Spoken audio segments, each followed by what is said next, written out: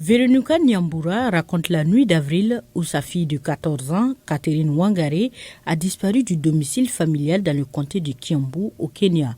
Elle était alors en vacances scolaires. Catherine nous a dit qu'elle allait cueillir des oignons et de la coriandre à l'extérieur. Sa sœur lavait des ustensiles et j'étais assise dans la pièce à regarder les informations. Puis après 30 minutes, c'est-à-dire lorsque sa sœur a remarqué que Catherine n'était pas rentrée à la maison, nous avons commencé à chercher. Nyambura dit que ses efforts incessants pour retrouver sa fille depuis lors ont été vains. Des milliers de parents kenyans comme Nyambura font face à la perte d'enfants qui ont disparu à cause d'enlèvements, de violences ou dans d'autres circonstances peu claires. Selon les données nationales, au moins 6 840 enfants ont été portés disparus depuis juillet de l'année dernière. C'est douloureux, c'est traumatisant parce que tu ne sais pas ce qui est arrivé à ta fille, tu ne sais pas si elle est vivante, tu ne sais pas si elle est morte.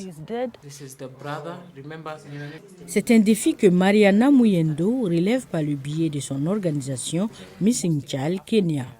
À l'aide de la technologie d'imagerie médico-légale, elle maintient la recherche des enfants en faisant progresser leurs dernières images connues.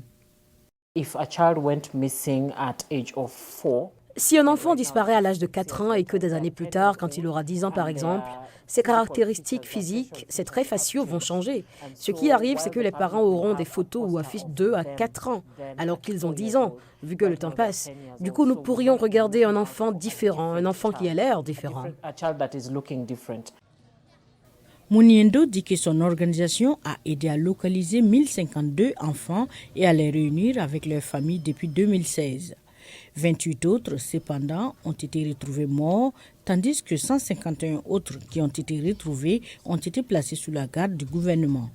Pour faciliter davantage la recherche d'enfants disparus, le gouvernement kenyan a mis en place des lignes d'assistance téléphonique et des numéros sans frais à la direction des enquêtes criminelles où les gens peuvent laisser des informations sur des activités suspectes. De tels actes, ainsi que le travail du groupe comme Missing Child Kenya, entretiennent l'espoir de parents comme Nyambura.